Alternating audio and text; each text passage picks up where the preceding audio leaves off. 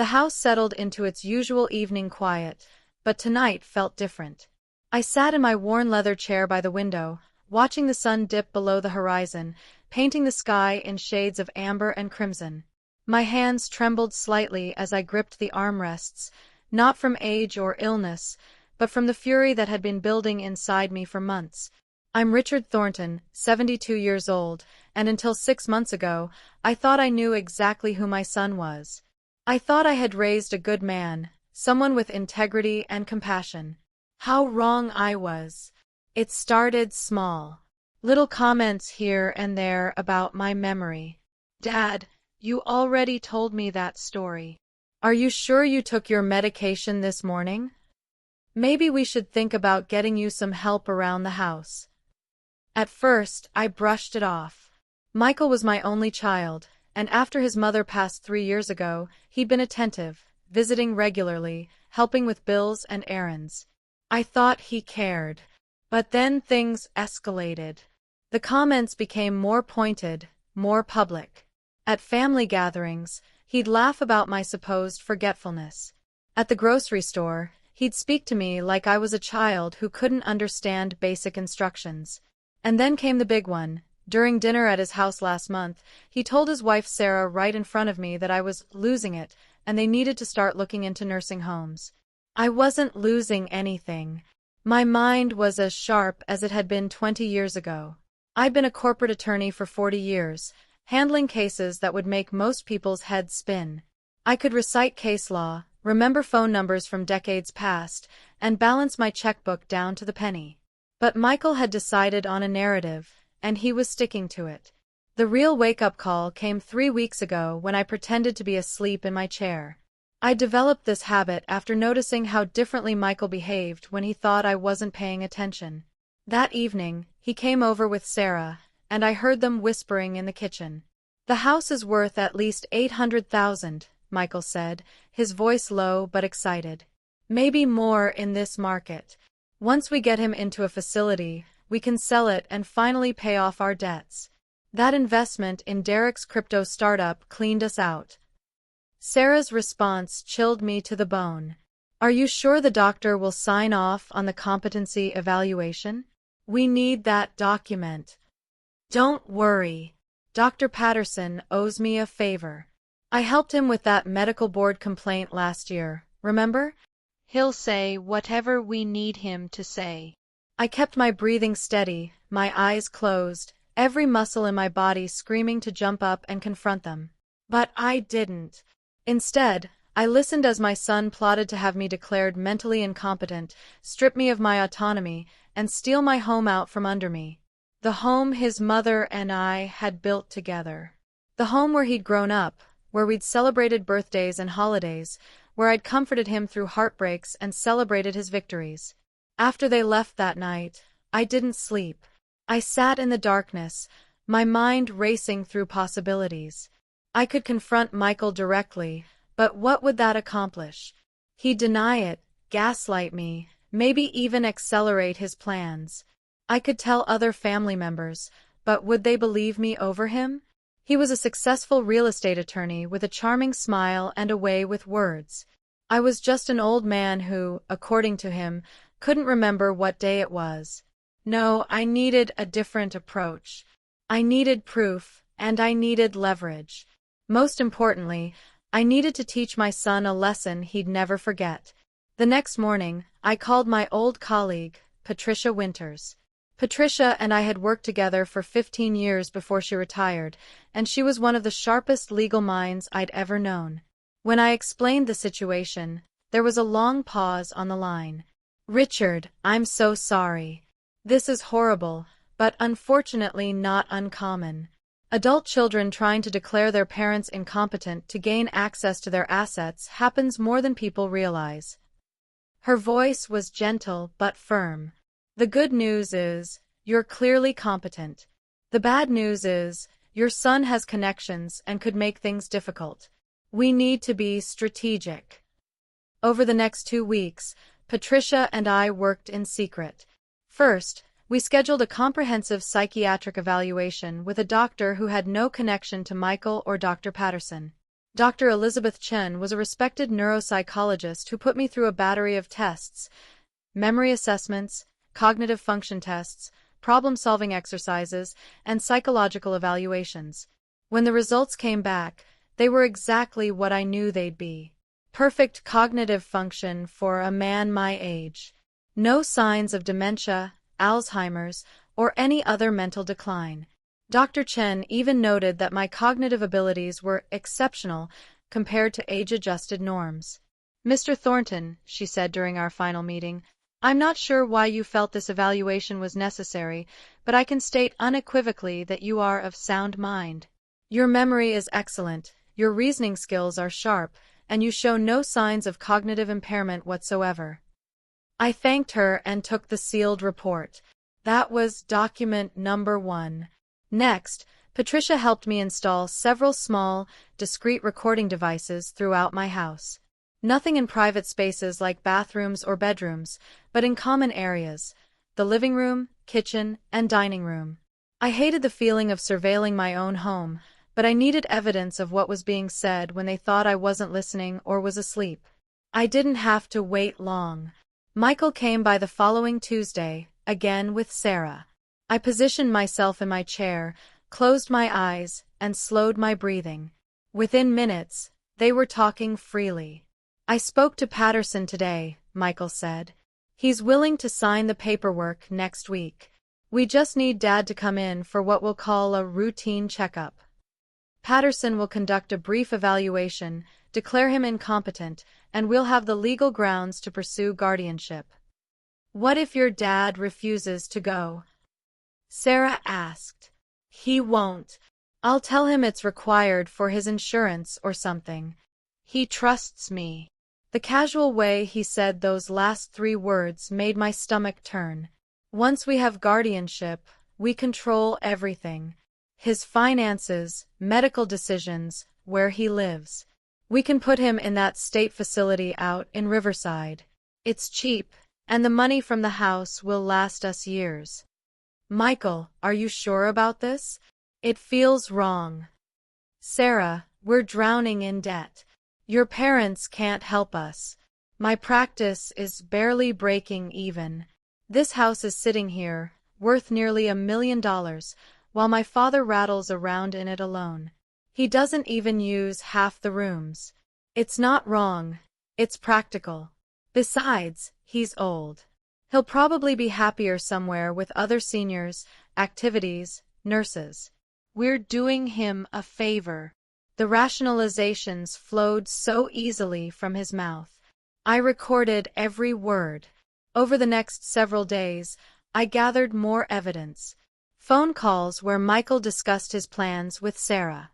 A text message exchange I managed to photograph when he left his phone on my kitchen counter, where he told a friend he was finally going to solve the money problem. Another recording where he admitted to Sarah that he'd been exaggerating my forgetfulness to other family members for months to build a case. But evidence wasn't enough. I needed to ensure that whatever I did next would be ironclad, and that Michael would face real consequences for his actions. Patricia drew up several documents. First, a new will, explicitly stating that Michael would receive nothing from my estate due to his attempts to defraud and manipulate me. Every asset would go to charities and my other relatives. Second, a durable power of attorney naming Patricia as my agent, effective immediately, ensuring Michael could never gain legal control over my affairs. Third, a detailed affidavit outlining everything I discovered, supported by the recordings, Dr. Chen's evaluation, and other evidence. "Richard," Patricia said as we reviewed the documents in her office, "this will destroy your relationship with your son. Are you absolutely certain this is what you want?" I looked out her window at the city below. "Patricia, my son is willing to lock me away in a substandard facility, steal my life savings, and rob me of my dignity and freedom. He's not doing it because he thinks it's best for me. He's doing it because he's in debt and sees me as an ATM. That relationship is already destroyed. I'm just making sure he doesn't succeed." She nodded slowly. "Then we move forward.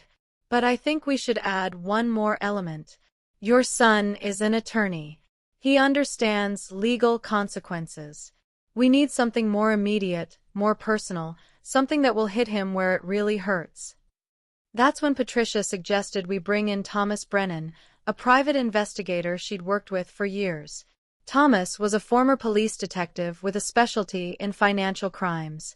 Within a week, he'd uncovered information about Michael that made my son's plot against me look almost quaint in comparison. Michael's law practice wasn't just barely breaking even, as he'd told Sarah. It was in serious trouble. He'd borrowed money from a client's trust account, thinking he could replace it before anyone noticed. He'd also been fudging billable hours, charging clients for work that was never done. Thomas found emails, bank records, and accounting discrepancies that painted a picture of a desperate man willing to commit fraud to maintain his lifestyle. "Mr. Thornton," Thomas said, sitting across from me in my living room, "your son is facing potential disbarment and criminal charges if this information comes to light. The state bar takes trust account violations very seriously. We're talking about professional destruction and possible jail time." I felt a wave of emotions. Anger at what Michael had become. Sadness at what I'd lost. But also a cold determination. He'd been willing to rob me of my freedom and dignity. Turnabout was fair play. The plan came together quickly after that. Patricia would use her connections to quietly alert the state bar to investigate Michael's practice, providing them with anonymous tips about the irregularities Thomas had discovered.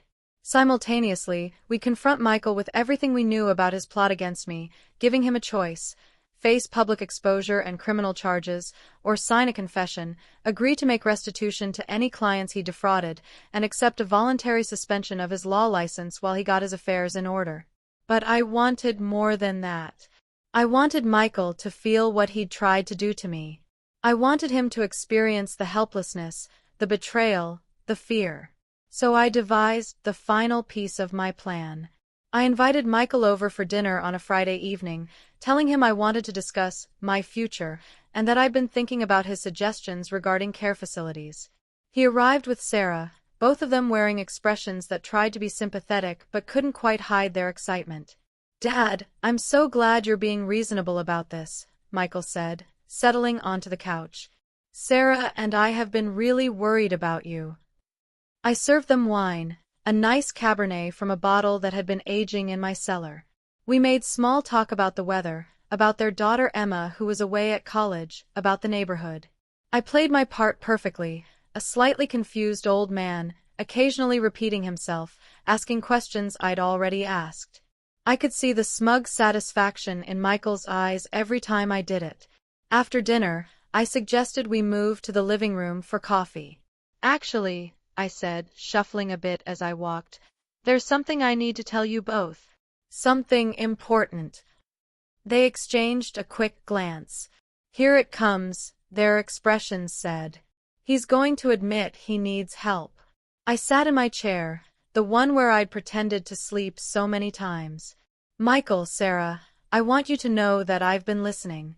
Really listening to your concerns about my mental state." "That's great, Dad. We just want what's best for you." And I've been doing some reflecting on my own behavior. The forgetfulness, the confusion. It's been troubling me. I paused, watching them lean forward slightly. "So I did something about it. I went to see a doctor. A specialist." Michael's face flickered with concern. "Dad, you should have told me. I would have gone with you." "Oh, I know you would have. That's why I went alone. I needed to be honest with the doctor, you see, without anyone else there. Without any influence." The room temperature seemed to drop a few degrees. Sarah shifted uncomfortably. The doctor ran extensive tests. Cognitive function, memory, reasoning, the works. Took several hours over multiple sessions. I reached into the folder on the side table next to my chair. "Would you like to know what she found?" Michael's voice was tight. "Of course." I handed him Dr. Chen's report. Perfect cognitive function. No impairment whatsoever. In fact, she said my mental acuity was exceptional for my age. I watched the color drain from his face as he scanned the document. Interesting, isn't it? Especially since you've been telling everyone I'm senile and incompetent. Dad, I never said. Don't. My voice cut through his protest like a blade. Don't insult me by lying. Not now. Not after everything. I reached for a small remote control on the table and pressed play. The recording device I'd hidden in the bookshelf came to life, filling the room with Michael's voice from 2 weeks ago. Once we have guardianship, we control everything. His finances, medical decisions, where he lives. Sarah's hand flew to her mouth. Michael went white as a sheet. I played another recording.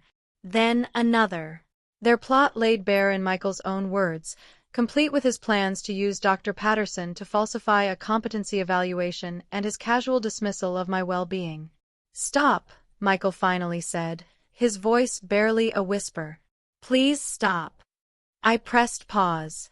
The silence that followed was deafening. How long have you known?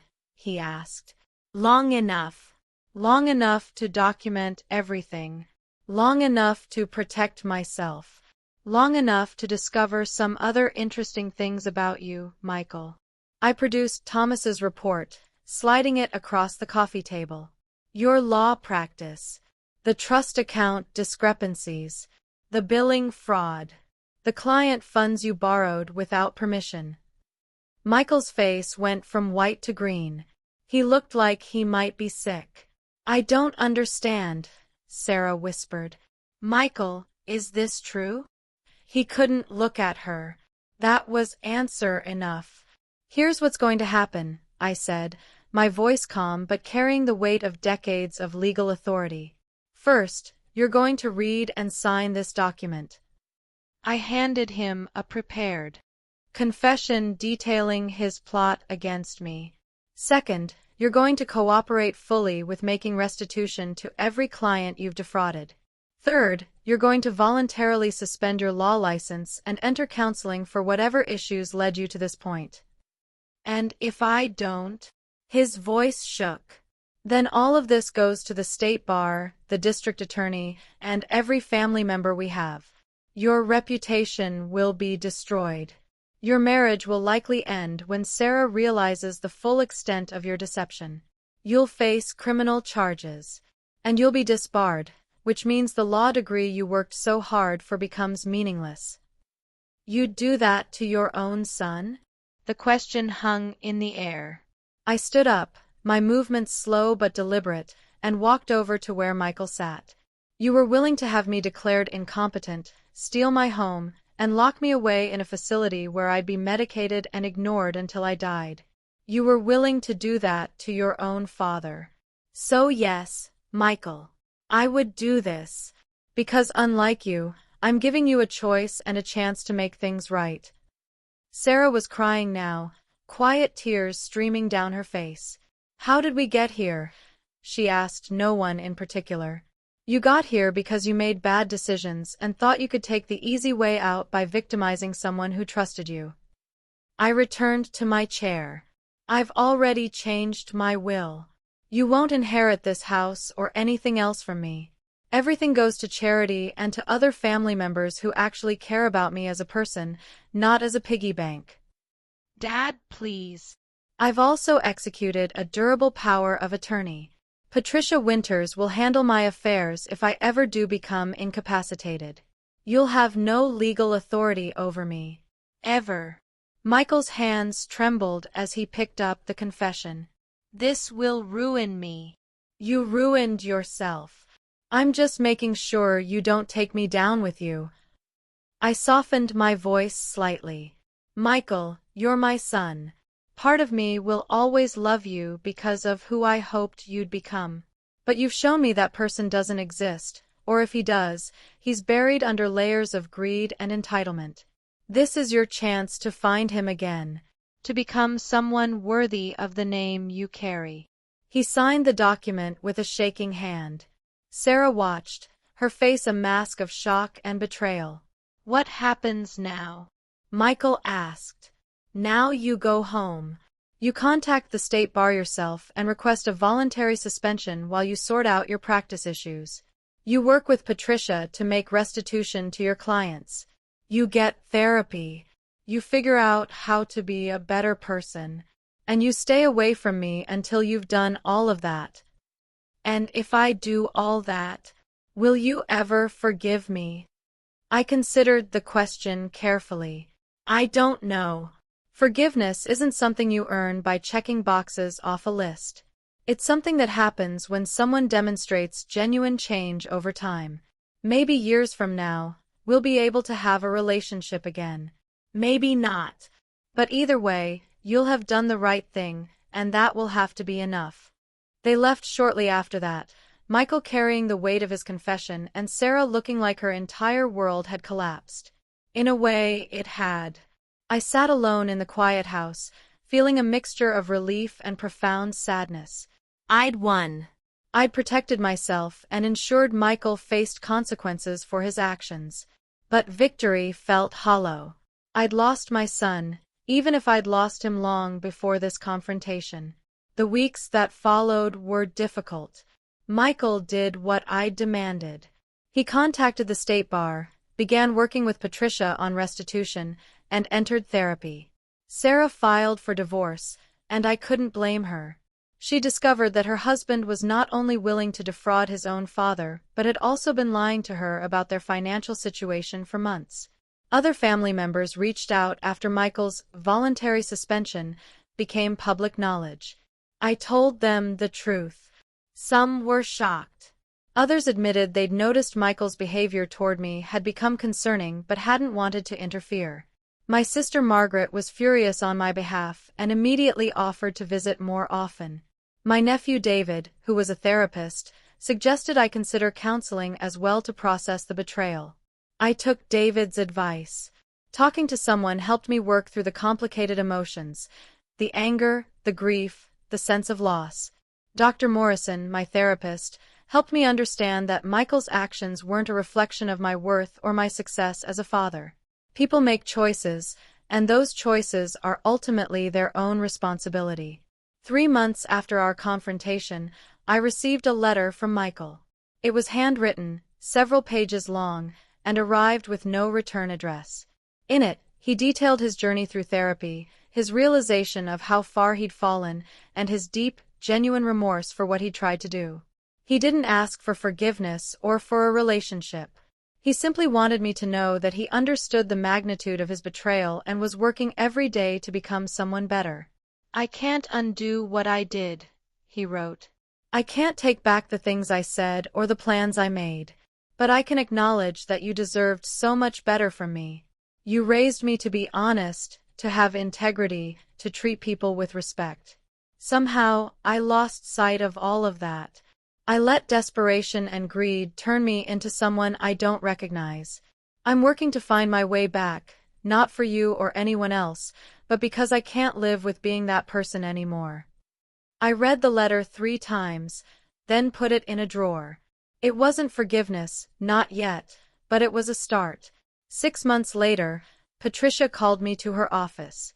Richard, I wanted to give you an update. Michael has successfully made restitution to all his clients. He's completed 6 months of intensive therapy and has enrolled in a financial counseling program. The state bar has agreed to lift his suspension in another 6 months if he continues on this trajectory. That's good, I said, and I meant it. I didn't want Michael destroyed. I wanted him better. There's something else, Patricia continued. He started volunteering at a legal aid clinic, doing pro bono work for seniors who are being taken advantage of by family members or scam artists. He specifically requested that area of focus. I felt something shift in my chest. It wasn't forgiveness, not exactly, but it was recognition. Michael was trying to make amends not just through words but through actions that demonstrated genuine change.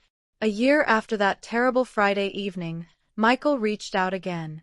He asked if we could meet for coffee, somewhere neutral, with no expectations. I agreed. We met at a small cafe downtown, sitting across from each other at a corner table. Michael looked older, worn down by the consequences of his choices, but also somehow more present, more real than he'd been in years. "Thank you for meeting me," he said. I wasn't sure you would. I wasn't sure I would either. "I don't expect you to forgive me. I don't expect us to have the relationship we once had. But I needed to tell you face to face how sorry I am. Not just for what I tried to do, but for who I became." You deserved better. We talked for 2 hours. Michael told me about his therapy, his work with legal aid, his efforts to rebuild his life. He'd moved into a modest apartment, was living within his means, and had found a kind of peace in simplicity. He spoke about Emma, his daughter, and how he'd had to tell her the truth about everything.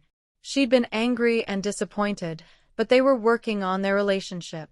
"The hardest part," he said, "was realizing that I'd become the villain in my own father's life. The person who was supposed to protect and honor you was the person you needed protection from." I have to live with that.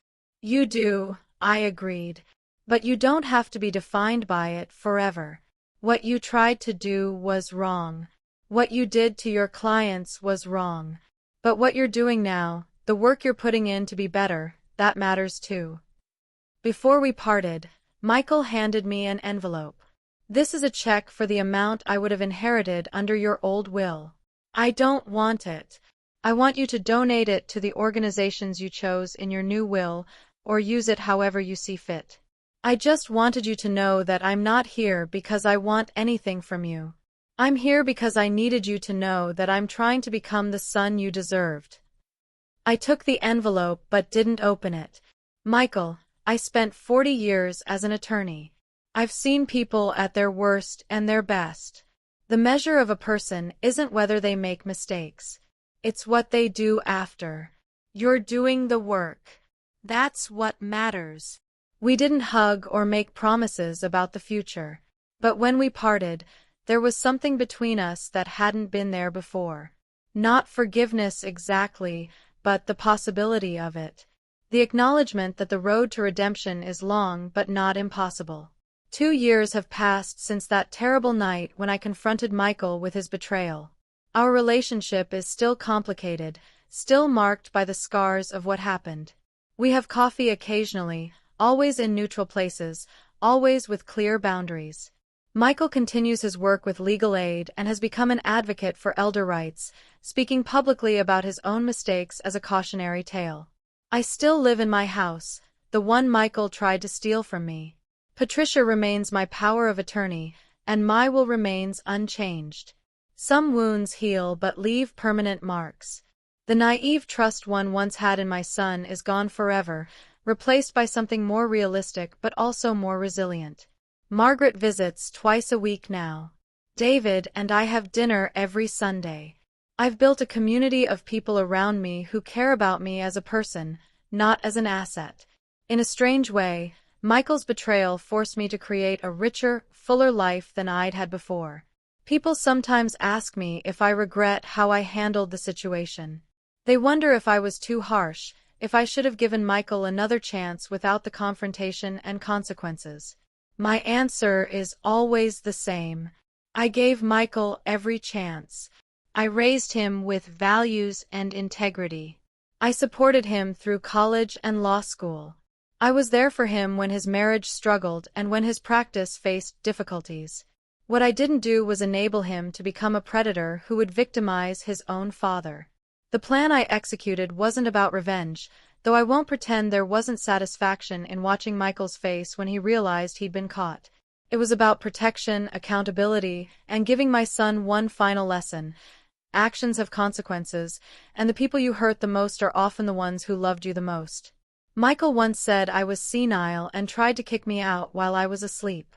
He thought he could manipulate me, control me, and steal from me without consequence. He was wrong. My plan worked because I refused to be a victim, because I understood that sometimes the greatest act of love is holding someone accountable for their worst impulses, and because I knew that real change only happens when people face the full weight of what they've done. I'm 74 now. My mind is still sharp, my life is full, and my home is still mine. Michael is slowly becoming a better person, and while our relationship may never be what it once was, I can see him transforming into someone I can respect, if not fully trust. Sometimes I sit in my chair by the window, watching the sun set, and I think about how easily things could have gone differently. If I hadn't pretended to be asleep that night, if I hadn't had the resources and knowledge to fight back, if I'd been the senile old man Michael tried to convince everyone I was. But I wasn't. I'm not. And that made all the difference. The plan wasn't just about stopping Michael. It was about reclaiming my agency, my dignity, and my right to live my life on my own terms for however many years I have left. It was about refusing to be discarded, dismissed, or diminished by someone who should have honored me. And in the end, it was about giving my son the hardest gift a parent can give, the truth about himself and the opportunity to become someone better. Whether he ultimately succeeds in that transformation is up to him. But I gave him the chance, and I protected myself in the process.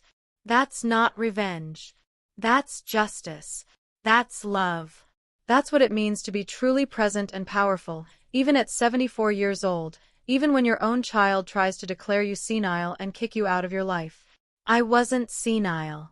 I wasn't helpless. And when my son tried to destroy me, I was ready with a plan that not only saved me but potentially saved him from himself. In my chair by the window, watching another sunset paint the sky, I feel a deep sense of peace. Not because everything is perfect, but because I stood up for myself when it mattered most. Because I refused to be a victim of elder abuse, even when the abuser was my own flesh and blood. The house is quiet now, but it's a peaceful quiet. The silence of a life well lived and well defended. And in that silence, I found something more valuable than any inheritance I could have left my son. I found my dignity, my strength, and the knowledge that I'm still the master of my own story. Until the very end, I decide how my life unfolds. Not Michael. Not anyone else. Me. But life had one more twist in store for me, one final test that would determine whether my plan had truly succeeded or merely postponed the inevitable. It happened on a Tuesday morning, 2 years and 3 months after the confrontation. I was in my study, reviewing some old case files I'd been organizing, when I felt a sharp pain in my chest. Not severe, but enough to make me pause. Then came another, stronger this time, radiating down my left arm. I knew immediately what was happening. Heart attack. My phone was across the room on the desk. I tried to stand, but my legs wouldn't cooperate. The pain intensified, and I felt myself sliding from the chair onto the floor. This is it, I thought. After everything, after fighting so hard to maintain control of my life, I'm going to die alone on my study floor. Through the haze of pain, I managed to call out, hoping somehow that Margaret might be stopping by early, though I knew she wasn't scheduled to visit until Thursday. The edges of my vision started to darken. Then I heard it. The front door opening. Footsteps rushing through the house. Dad, Dad, where are you? Michael's voice. Of all the ironies. He burst into the study, and his face went white when he saw me on the floor. For a split second, I saw something flicker across his expression, and a terrible thought crossed my mind. Would he help me, or would he see this as the opportunity he'd once been waiting for? The moment passed in an instant. Michael dropped to his knees beside me, his phone already out, calling 911. Dad, stay with me. Don't try to talk. The ambulance is coming. His hands were shaking as he loosened my collar, checking my pulse, doing everything right. I could hear him giving the dispatcher our address, describing my symptoms with remarkable clarity despite the panic in his voice. You're going to be okay, he kept saying, more to himself than to me. You're going to be okay. The ambulance arrived within minutes. As the paramedics worked on me, stabilizing me for transport, I saw Michael's face hovering above, tears streaming down his cheeks. Real tears. Not the calculated emotions I'd seen from him 2 years ago, but genuine terror at the thought of losing me. At the hospital, everything became a blur of tests, monitors, and urgent medical terminology.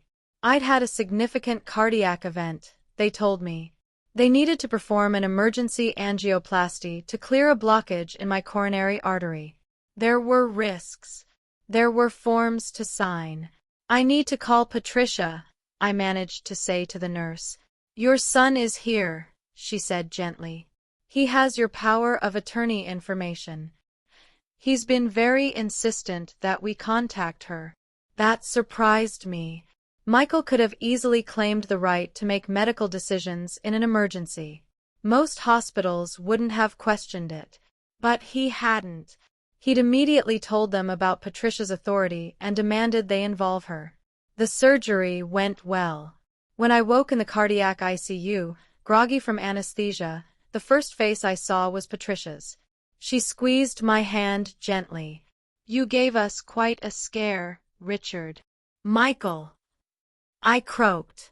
In the waiting room. He's been here the entire time. He's the one who saved your life, you know.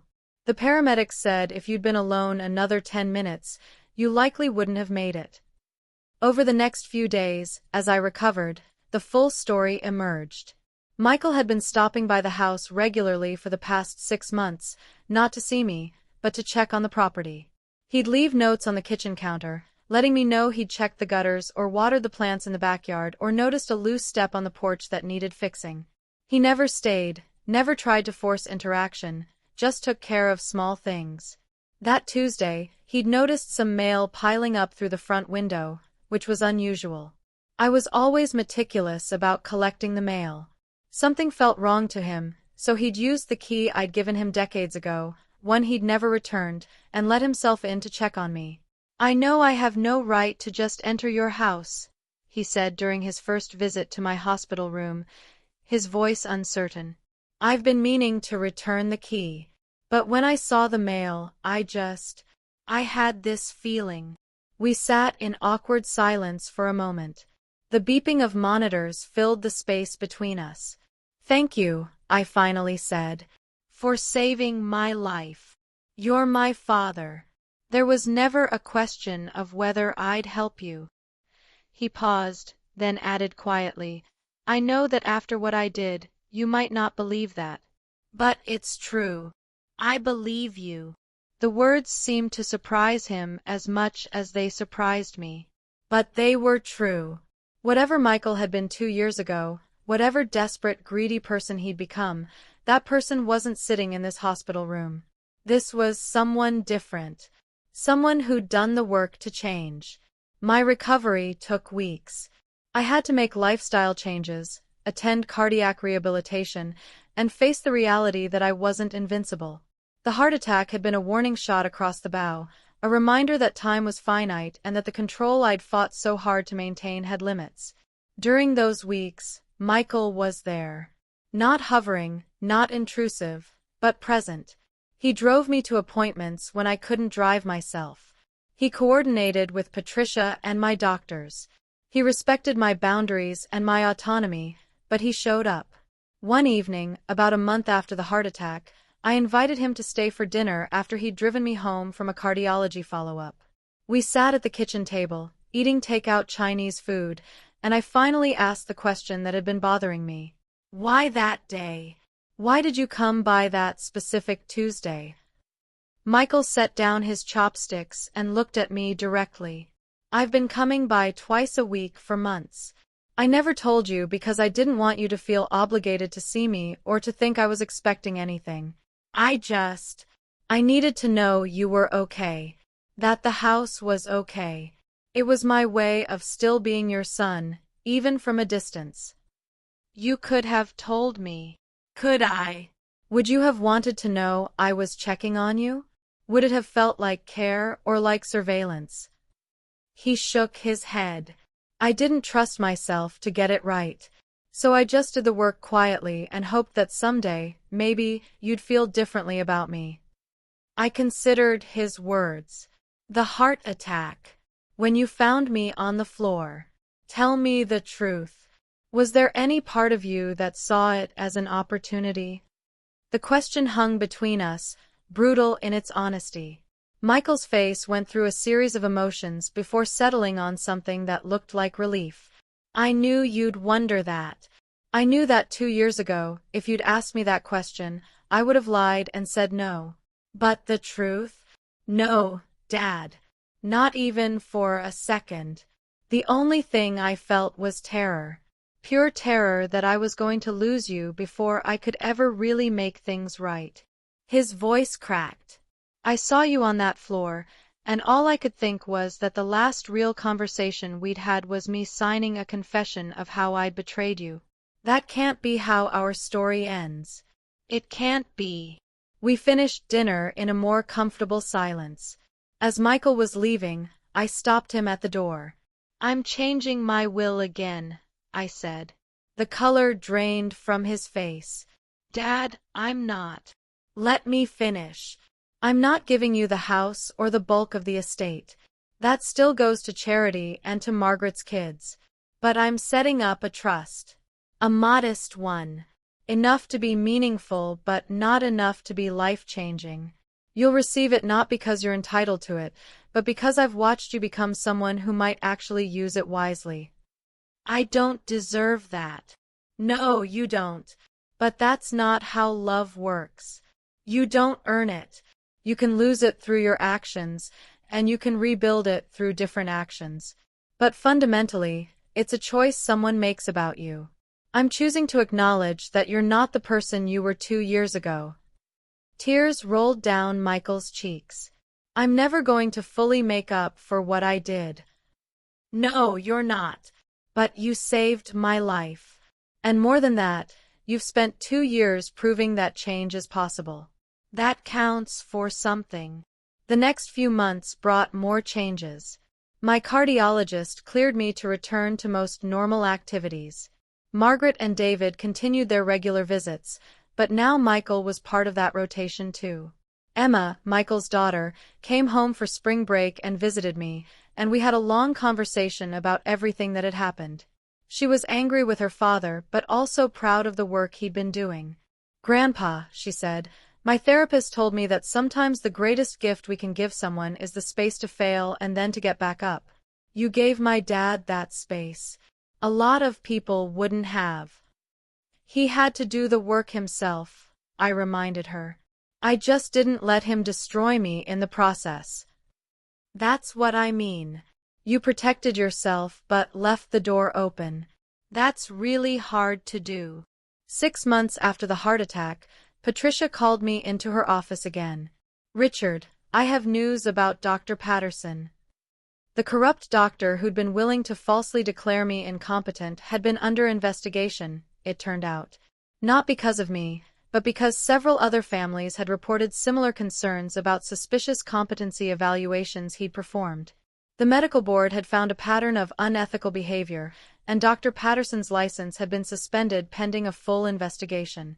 Michael was the one who reported him, Patricia said.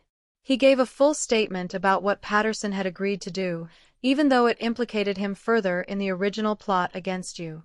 He said he couldn't let Patterson keep hurting other families. That evening, I called Michael. I heard about Patterson. I should have done it 2 years ago, he said. But I was a coward. I'm trying to do better now. You testified against him. It was the right thing to do. Finally. We talked for an hour that night, about his work at Legal Aid, about a case he was handling involving an elderly woman whose nephew had been stealing from her. About how every time he worked one of those cases, he saw himself in the perpetrator and me in the victim, and it motivated him to fight harder. I can't undo what I did to you, he said. But I can make sure other people don't succeed at what I tried to do. It's not redemption, exactly. But it's something. It's more than something, I told him. It's the work. And the work matters. Another year passed. My health stabilized. The trust I'd set up for Michael remained in place, though I told him he wouldn't access it until after my death. I wanted him to know it existed, but I didn't want it to change his behavior or motivations.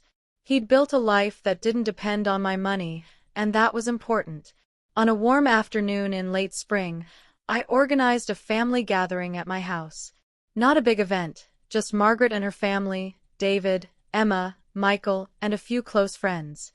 We ate in the backyard under the old oak tree where Michael used to play as a child.